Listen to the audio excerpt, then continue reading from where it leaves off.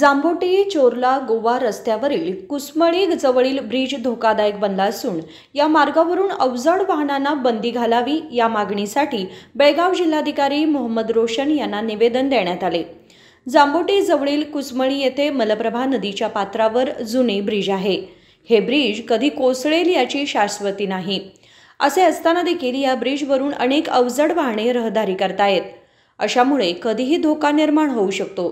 हा धोका टाळण्यासाठी जिल्हा प्रशासनाने तातडीने या मार्गावरून जाणारी अवजड वाहने थांबवावीत, अन्यथा आपण रास्ता रोको करू असा इशारा देण्यात आलाय। जिल्हाधिकाऱ्यांना निवेदन देऊन या रस्त्याची सध्याची परिस्थिती काय आहे याबद्दल जांभोटी भागातील नागरिक संजय पाटील व किरण गावडे यांनी अधिक माहिती दिली। गेल्या 4 दिवसापूर्वी कारवार डीसीने एक ऑर्डर काढली की अनमोड रस्ता हेवी व्हेकल्स गाड्यांना बंद केलेला आहे म्हणून। त्यामुळे जांभोटी चोरला कणकुंबी या रोडवरती मल्टी एक्सेल गाड्या ज्या यायला लागल्यात, त्यामुळं रस्ता पूर्ण उखडला जातोय आणि आणखीन एक 4 दिवसात हा रस्तासुद्धा तिथे शिल्लक राहणार नाही।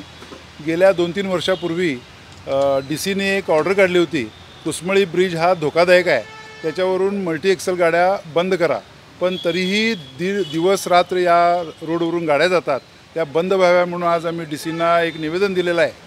तर येत्या 4 दिवसात त्या गाड्या जर बंद नाही झाल्या तर त्या भागातले लोक मोठं आंदोलन उभा करतील आणि रस्ता बंद करतील, असं मी प्रशासनाला आवाहन करते। धन्यवाद। बेळगाव अनमोड कारवारकडे जाणाऱ्या अवजड वाहनांना कारवार जिल्हाधिकाऱ्यांनी 3 महिन्यांसाठी बंदीचा आदेश दिला आहे। यामुळे जांभोटी चोरला गोवा मार्गावर अवजड वाहनांची रहदारी वाढल्याने या कुसमळीच्या ब्रिजची क्षमता ढासळली आहे। यामुळे भविष्यात धोका निर्माण होऊ नये याची खबरदारी प्रशासनाने घ्यावी अशी विनंती निवेदनाद्वारे करण्यात आली आहे। हे ब्रिज जर कोसळले तर या भागातील 50 गावांशी संपर्क तुटणार आहे। यासाठी यावर तातडीने उपाय करावा अशी मागणी जांभोटी भागातील नागरिकांनी केली आहे। हे निवेदन देतेवेळी SR कुडतूर, लक्ष्मण केके सह जांभोटीचे प्रमुख उपस्थित होते। महादेव पवार, KMM मराठी, बेळगाव।